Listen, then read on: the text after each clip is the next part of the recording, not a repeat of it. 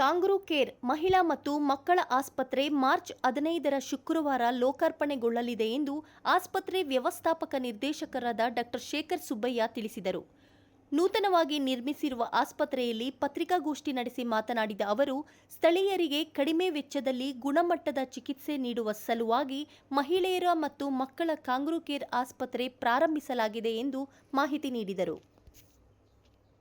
ಸುಬ್ಬಯ್ಯ ಅಂತ basically I am A paediatrician ಅಂದರೆ ಮಕ್ಕಳ ಸ್ಪೆಷಲಿಸ್ಟು. ಅದಾದಮೇಲೆ ನಾನು ನಿಯೋನೆಟಾಲಜಿ ಮಾಡಿದೆ ಆಸ್ಟ್ರೇಲಿಯಲ್ಲಿ. ಅದು ನ್ಯೂ ಬಾರ್ನ್ ICU ಅಂತ. ನೀವು ಇಲ್ಲಿ ಅಷ್ಟು ಕೇಳಿರಲ್ಲ ನ್ಯೂ ಬಾರ್ನ್ ICU ಫೆಸಿಲಿಟೀಸ್. ಈಗೆಲ್ಲ ಸಿಟೀಸಲ್ಲಿ ತುಂಬ ಆ ಫೆಸಿಲಿಟೀಸ್ ಜಾಸ್ತಿ ಆಗಿದೆ.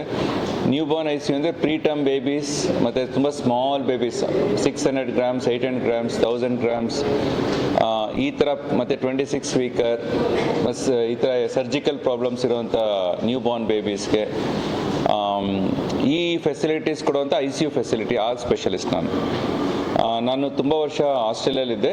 ಒಂದು 10 years ಆಯಿತು ವಾಪಸ್ ಬಂದು. ಸೊ ಈಗ ನಮ್ಮದು ಈ ಬಂದ ಮೇಲೆ ನಾವು ಕ್ಯಾಂಗ್ರೂ ಕೇರ್ ಅನ್ನೋದು 2016 ಶುರು ಮಾಡಿದ್ವಿ. Kangaroo care women and children's hospital ಎಲ್ಲಿ ಬ್ಯಾಂಗ್ಳೂರಲ್ಲಿ. ಸೊ ಅದು ಡಾಕ್ಟರ್ಸ್ ಡ್ರಿವನ್ ಹಾಸ್ಪಿಟಲ್ ಅಂತ, ಯಾವುದು ಕಾರ್ಪೊರೇಟ್ ಅಲ್ಲ. ಇದು ಡಾಕ್ಟರ್ಸ್ ಸೇರಿ ನಾನು ಲೀಡ್ ಮಾಡ್ತೀನಿ, ನಮ್ಮ ಕೊಲೀಗ್ಸ್ ಎಲ್ಲ ಸೇರಿಕೊಂಡು ಮಾಡಿರೋಂಥ ಹಾಸ್ಪಿಟ್ಲ್. ಸೊ ಬಿಕಾಸ್ ನೀವು ಆ್ಯಂಬಿಯನ್ಸ್ ನೋಡಿ ಅನ್ಕೋಕೊಡೋದು ಇದು ಕಾರ್ಪೊರೇಟ್ ಹಾಸ್ಪಿಟ್ಲು ಆಯಿತಾ, ಇದು purely it run on business ಅನ್ಕೋಕೊಡೋದು. ಆಮೇಲೆ 2016 ಆದಮೇಲೆ 2020 ಮೈಸೂರಲ್ಲಿ ಶುರು ಮಾಡಿದ್ವಿ. ನಾನು ಮೈಸೂರಲ್ಲಿ ಓದಿದ್ದು ಮೈಸೂರು ಮೆಡಿಕಲ್ ಕಾಲೇಜಲ್ಲಿ ಆಗಿನ ಕಾಲದಲ್ಲಿ. ಸೊ ನಮಗೊಂದು ಅಫಿನಿಟಿ ಇತ್ತು, ಆ ಊರಲ್ಲಿ ಇರಲಿಲ್ಲ ಅಂತ. ಅದಾದಮೇಲೆ ಫರ್ಟಿಲಿಟಿ ಶುರು ಮಾಡಿದ್ವಿ. ಸೊ ಈ ಥರ ಆ ಜರ್ನಿಯಲ್ಲಿ ನೋಡಿರ್ತೀರ ಅಲ್ಲಿ. ಇದು 5th ಪ್ರಾಜೆಕ್ಟ್ ನಮ್ಮದು. ಸೊ 5th ಪ್ರಾಜೆಕ್ಟ್ ಯಾಕೆ ರಾಮನಗರದಲ್ಲಿ ಮಾಡಬೇಕು ಅಂತ ಯೋಚನೆ ಮಾಡಿದ್ವಿ ಅಂತ ನೀವು ಕ್ವಶನ್ ಕೇಳ್ತಾರೆ ಡೆಫಿನೆಟಾಗಿ. ಇಲ್ಲಿಂದ ತುಂಬ ಪೇಷಂಟ್ಸ್ ಬರ್ತಾಯಿದ್ರು ನಮಗೆ.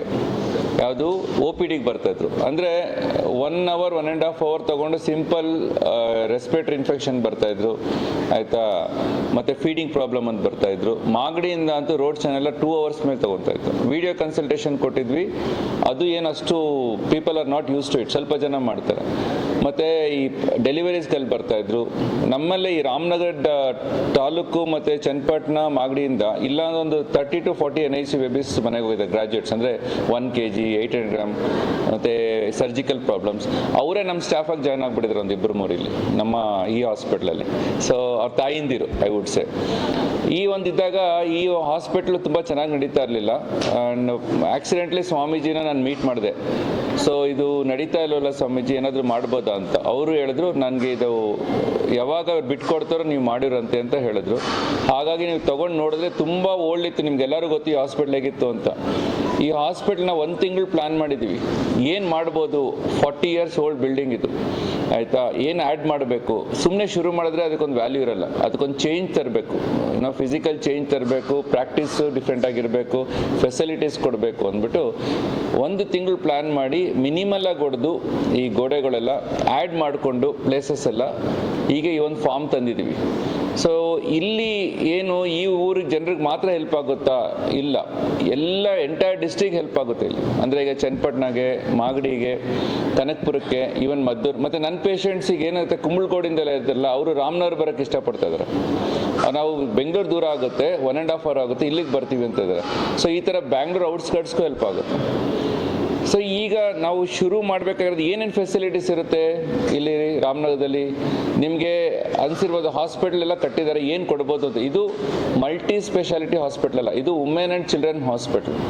ಅಂದರೆ ಮಕ್ಕಳಿಗೆ ಮತ್ತು ತಾಯಂದಿರಿಗೆ ರಿಲೇಟೆಡ್ ಫೆಸಿಲಿಟೀಸ್. ಅಂದರೆ ಡೆಲಿವರಿ ಅಂದರೆ ಹೆರಿಗೆ ಇರ್ಬೋದು, ಹೈ ರಿಸ್ಕ್ ಪ್ರೆಗ್ನೆನ್ಸೀಸ್ ಅಂತೀವಿ.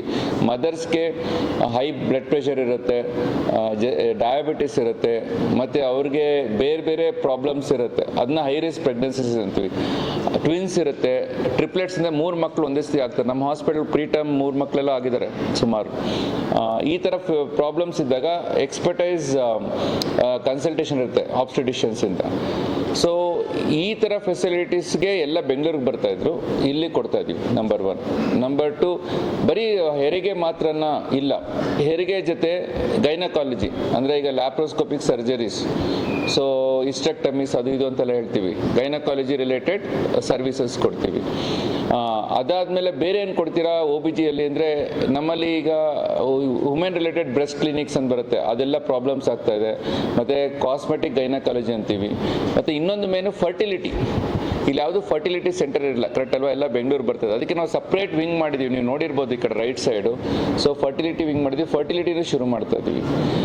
ಇದೆಲ್ಲ ಗೈನಕಾಲಜಿ ಇದೆ. ಪೀಡಿಯಾಟ್ರಿಕ್ಸಲ್ಲಿ ಏನಿರುತ್ತೆ ಅಂತ, ಪೀಡಿಯಾಟ್ರಿಕ್ಸಲ್ಲಿ ಜನರಲ್ ಪೀಡಿಯಾಟ್ರಿಕ್ಸ್ ಇದ್ದೇ ಇರುತ್ತೆ. 24/7 ಇಲ್ಲಿ ಆಬ್ಸ್ಟೆಟಿಕ್ಸ್ ಆ್ಯಂಡ್ ಪೀಡಿಯಾಟ್ರಿಕ್ ಸರ್ವಿಸ್ ಇರುತ್ತೆ. ಅಂದರೆ ಇವತ್ತೇ ಶುರು ಆಗುತ್ತಾ? ನಂಗೆ ಸ್ವಲ್ಪ ಟೈಮ್ ಬೇಕು, 6 ತಿಂಗಳು ಬೇಕು, ಎಲ್ಲ ಸೆಟ್ಲ್ ಆಗ್ತಾ ಇದೀವಿ. ನಿಮ್ಮ ಡಾಕ್ಟರ್ಸ್ ಇಲ್ಲಿ ಹ್ಯೂಮನ್ ರಿಸೋರ್ಸಸ್ ಪ್ರಾಬ್ಲಮ್. ಈಗ ಆಬ್ಸ್ಟೆಟಿಷಿಯನ್ ಸಿಕ್ಕಿದ್ದಾರೆ, ಪೀಡಿಯಾಟ್ರಿಷಿಯನ್ಸು ಒಬ್ಬರು ಸಿಡ್ನಿಯಿಂದ ಬರ್ತಾ ಇದ್ದಾರೆ ಇಲ್ಲಿ, ನಮ್ಮ ಜೂನಿಯರ್ ಕೊಲೀಗು. ಸೊ ಅವ್ರು ಶಿವಮೊಗ್ಗದವ್ರು, ಇಲ್ಲೇ ಬರ್ತೀನಿ ಅಂದರು, ಬನ್ನಿ, ಬಿಕಾಸ್ ನಿಮ್ಮಂಥ ಎಕ್ಸ್ಪರ್ಟೈಸ್ ನಮ್ಗೆ ಹೆಲ್ಪ್ ಆಗುತ್ತೆ ಅಂದ್ಬಿಟ್ಟು ಅದಕ್ಕೆ 15 ಬೆಡೆಡ್ NICU ಮಾಡಿದ್ದೀವಿ. ನೀವು ನೋಡಿರ್ಬೋದು, ಕರ್ಕೊಂಡು ಹೋಗ್ತೀನಿ ಬೇಕಾದ್ರೆ ಟೈಮ್ ಇದ್ದರೆ. ಸೊ 15 ಬೆಡೆಡ್ NICU ಮಾಡಿದ್ದೀವಿ. ಅವ್ರ ಜೊತೆ ಇನ್ನಿಬ್ಬರು ಪೀಡಿಯಾಟ್ರಿಷಿಯನ್ಸ್ ಇರ್ತಾರೆ. ಇದೆಲ್ಲ ಸೆಟ್ ಮಾಡೋದಕ್ಕೆ ಒಂದು 6 ತಿಂಗಳು ಬೇಕು. ದಯವಿಟ್ಟು ಕೋಆಪ್ರೇಟ್ ಮಾಡಬೇಕು. ಇನ್ನೊಂದು ತಿಂಗಳಲ್ಲಿ ಏನಾದರೂ ಸರಿ ಆಗಲಿಲ್ಲ ಅಂದರೆ don't take it negative. Time ಬೇಕು ಸೆಟ್ ಮಾಡೋಕ್ಕೆ. ಇದೆಲ್ಲ ಹೊಸ ಕಾನ್ಸೆಪ್ಟ್ ಈ ಊರಿಗೆ. ಸೊ ಪೀಡಿಯಾಟ್ರಿಕ್ಸ್ ಇರುತ್ತೆ. ಪೀಡಿಯಾಟ್ರಿಕ್ಸ್ ಏನಿರುತ್ತೆ, ನಾನು ಹೇಳಿದಂಗೆ NICU ಇರುತ್ತೆ. NICU ಆದಮೇಲೆ ನಮ್ಮಲ್ಲಿ ಪೀಡಿಯಾಟ್ರಿಕ್ ನ್ಯೂರಾಲಜಿ ಅಂತೆ, ಮಕ್ಕಳಿಗೆ ನ್ಯೂರಾಲಜಿಸ್ಟ್ ಇರ್ತಾರೆ, ಮಕ್ಕಳಿಗೆ ಗ್ಯಾಸ್ಟ್ರೋಎಂಟ್ರಾಲಜಿಸ್ಟ್ ಇರ್ತಾರೆ, ಮಕ್ಕಳಿಗೆ ಸ್ಕಿನ್ ಡಾಕ್ಟರ್ ಇರ್ತಾರೆ, ಆಯ್ತಾ? ಮಕ್ಕಳಿಗೆ ಆರ್ಥೋಪೆಡಿಕ್ಸ್, ಇದೆಲ್ಲ ಸಬ್ ಸ್ಪೆಷಾಲಿಟಿ. ಎಲ್ಲರೂ ಬೆಂಗಳೂರಿಗೆ ಬರ್ತಾರೆ. ಮತ್ತು ಗೊತ್ತಿಲ್ಲ ಯಾರ ಹತ್ರ ಹೋಗ್ಬೇಕು ಅಂತ. ಜನರಲಾಗಿ ಇಲ್ಲಿ ಅಡಲ್ಟ್ ಆರ್ಥೋಪೆಡಿಷನ್ ಹತ್ರ ಹೋಗ್ತಾರೆ, ಅಡಲ್ಟ್ ಸ್ಕಿನ್ ಡಾಕ್ಟರ್ ಹತ್ರ ಹೋಗ್ತಾರೆ. ಸೊ ಇದೆಲ್ಲ ಸಬ್ ಸ್ಪೆಷಾಲಿಟೀಸ್ ಇಲ್ಲಿ ಬರುತ್ತೆ. ದಿನ ಬರ್ತಾರೆ, ದಿನ ಆಗಲ್ಲ, ವಾರಕ್ಕೆ ಒಂದ್ಸತಿ ಬರ್ತಾರೆ. ಸೊ ಪೂಲ್ ಅಪ್ ಮಾಡಿ ಕೇಸಸ್ ವಾರಕ್ಕೆ ಒಂದ್ಸತಿ ಅವ್ರು ಬರ್ತಾರೆ ಬೆಂಗಳೂರಿಂದ, ಟ್ರೀಟ್ ಮಾಡ್ಬಿಟ್ಟು. ಬಿಕಾಸ್ ಎಮರ್ಜೆನ್ಸಿ ಅಲ್ಲ, ಎಮರ್ಜೆನ್ಸಿ ಇದ್ರೆ ಏನು ಮಾಡ್ತೀವಿ, ನಾವೇ ವಿಡಿಯೋ ಕನ್ಸಲ್ಟೇಷನ್ ಮಾಡಿಬಿಟ್ಟು ಅವ್ರಿಗೆ ಹೆಲ್ಪ್ ಮಾಡ್ತೀವಿ, ನಮ್ಮ ಕನ್ಸಲ್ಟೆಂಟ್ಸ್ ಕೇಳ್ಬಿಟ್ಟು. ಬಟ್ ವೀಕ್ಲಿ ಒನ್ಸ್ ಬರ್ತಾರೆ. ಎಮರ್ಜೆನ್ಸಿ ಇರೋದೇನು, ಡೆಲಿವರಿ, NICU ಇಂದ ನಿಯೋಟಲ್ ICU, ಅದೆಲ್ಲ ಇಲ್ಲಿರುತ್ತೆ. ಬೆಂಗಳೂರಲ್ಲಿ ಅಷ್ಟೇ ದಿನ ಬರೋದಿಲ್ಲ ಅವರು, ಯಾರು ಸಬ್ ಸ್ಪೆಷಲಿಸ್ಟ್. ವಾರಕ್ಕೆ ಒಂದ್ಸತಿ ಬರ್ತಾರೆ, ಇಲ್ಲೂ ವಾರಕ್ಕೆ ಒಂದ್ಸತಿ ಬರ್ತಾರೆ. ಓಕೆ, ಇದು ಪೀಡಿಯಾಟ್ರಿಕ್ಸ್ ಆಯಿತು. ಫರ್ಟಿಲಿಟಿ ಆಯಿತು. ನೆಕ್ಸ್ಟ್ ಏನು ಮಾಡ್ತೀವಿ, ಜೆನೆಟಿಕ್ಸ್ ಅಂತ. ನಿಮ್ಗೆ ಯಾರು ಗೊತ್ತಿರಲ್ಲ, ಈಗೆಲ್ಲ ಕಾಲದಲ್ಲಿ ಇಲ್ಲ 1 ಬೇಬಿ ಇಲ್ಲ 2 ಬೇಬೀಸಲ್ಲಿ ಸಾಕು ಅಂತಾರೆ. ಎಷ್ಟೊಂದು ಆಂಟಿನಿಟಲ್ ಪ್ರಾಬ್ಲಮ್ ಇರುತ್ತೆ. ಹುಟ್ಟಿದ ಮೇಲೆ ಬೇಬಿ ಸ್ವಲ್ಪ ಸಿಂಡ್ರೋಮಿಕ್, ಅಂದರೆ ಡಿಫ್ರೆಂಟಾಗಿ ಕಾಣಿಸುತ್ತೆ. ಆ ಡಿಫ್ರೆಂಟಾಗಿ ಕಾಣಿಸೋದಕ್ಕೆ ಏನಕ್ಕೆ ಆಯಿತು ಅನ್ನೋದಕ್ಕೆ ಆಂಟಿನಿಟಲ್ ಸ್ಕ್ಯಾನ್ಸ್ ಎಲ್ಲ ಮಾಡ್ತಾರೆ. ಮಾಡಿಬಿಟ್ಟು ಜೆನೆಟಿಕ್ಸ್ ಅಂತ ಟೆಸ್ಟ್ ಮಾಡ್ತಾರೆ, ಜೆನೆಟಿಕ್ ಟೆಸ್ಟ್ ಮಾಡ್ತಾರೆ. ಅದಕ್ಕೆ ಒಬ್ಬರು ಕನ್ಸಲ್ಟೆಂಟ್ ಇರ್ತಾರೆ, ಜೆನೆಟಿಸ್ಟ್ ಅಂತ. ಅದೆಲ್ಲ ಇಲ್ಲಿ ಫೆಸಿಲಿಟೀಸ್ ಇಲ್ಲ. ಇಂಥ ಒಂದು ಸರ್ವಿಸಸ್ನ ನಾವು ಇಲ್ಲಿ ತೊಗೊಂಬರ್ಬೇಕು ಅಂದ್ಕೊಂಡಿದ್ದೀವಿ. ಸೊ ಇಷ್ಟೆಲ್ಲ ಮಾಡಿ ನಾವು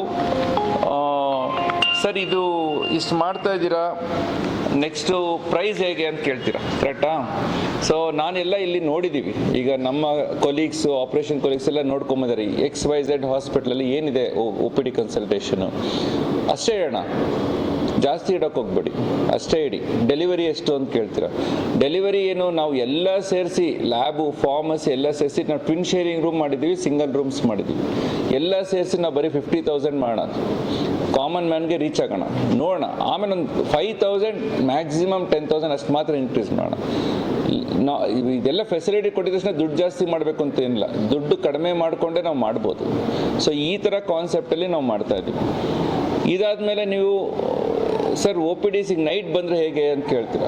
24/7 ನಾವಿಲ್ಲಿ ಗೈನಕಾಲಜಿ ಪೀಡಿಯಾಟ್ರಿಷಿಯನ್ಸ್ನ ತರೋವಂಥ ಫೆಸಿಲಿಟೀಸ್ ಮಾಡ್ತಾ ಇದ್ದೀವಿ. ಆಲ್ರೆಡಿ ಮಾಡಿದ್ದೀವಿ, ಗೈನಕಾಲಜಿ ಆಗಿದೆ, ಪೀಡಿಯಾಟ್ರಿಷಿಯನ್ಸ್ ಫೈನಲೈಸ್ ಮಾಡ್ತಾ ಇದ್ದೀವಿ. ನಿಮಗೆ ಡಾಕ್ಟರ್ಸ್ ಇದ್ದೇ ಇರ್ತಾರೆ ಇಲ್ಲಿ. ಮೊದಲಿಲ್ಲಿ ಬಂದಾಗ ಡಾಕ್ಟರ್ಸ್ ಇರಲ್ಲ ಅಂತ ಇದ್ರಿ, ಕರೆಕ್ಟ್ ಅಲ್ವಾ? ನೈಟ್ ಬಂದರೆ ಡಾಕ್ಟರ್ಸ್ ಇರಲ್ಲ ಅಂತ, ಆ ಥರ ಇಲ್ಲ. ಇಬ್ಬರು ರೆಸಿಡೆಂಟ್ಸ್ ಇದ್ದೇ ಇರ್ತಾರೆ, OBG ಒಬ್ಬರು ಬಂದೇ ಬರ್ತಾರೆ, ಪೀಡಿಯಾಟ್ರಿಷಿಯನ್ಸ್ ಬಂದೇ ಬರ್ತಾರೆ ಇಲ್ಲಿ. ಸೊ ಈ ಫೆಸಿಲಿಟೀಸ್ ಕೊಟ್ಕೊಂಡು ಬೇರೆ ಆ್ಯಡ್ ಆನ್ ಫೆಸಿಲಿಟೀಸ್ ಕೊಟ್ಟು, ಲ್ಯಾಪ್ರೋಸ್ಕೋಪಿಕ್ ಸರ್ಜರೀಸ್ ಕೊಟ್ಟು ಇದನ್ನ ಒಂದು ಇನ್ಸ್ಟಿಟ್ಯೂಷನ್ ಥರ ಮಾಡಬೇಕು ಅಂತಿದ್ದೀವಿ. ಇನ್ಸ್ಟಿಟ್ಯೂಷನ್, ಹಾಸ್ಪಿಟ್ಲ್ಗೆ ಇನ್ಸ್ಟಿಟ್ಯೂಷನ್ಗೆ ಏನು ಡಿಫ್ರೆನ್ಸು? ಇನ್ಸ್ಟಿಟ್ಯೂಷನ್ ಅಂದರೆ ದಿಲ್ ಬಿ ಅಕಾಡೆಮಿಕ್ಸ್, ಹೊಸತನ ಇರುತ್ತೆ, ಪೀಪಲ್ಗೆ ಹೆಲ್ಪ್ ಆಗುತ್ತೆ. ಹಾಸ್ಪಿಟ್ಲ್ ಅಂದರೆ ಸುಮ್ಮನೆ ಜನರಲ್ ಹಾಸ್ಪಿಟ್ಲ್ ಮಾಡ್ತಾರೆ, ಬರ್ತಾರೆ, ಟ್ರೀಟ್ ಮಾಡ್ತಾರೆ, ಆ ಥರ it will be A different place. So ಇದಕ್ಕೆ ನಾವು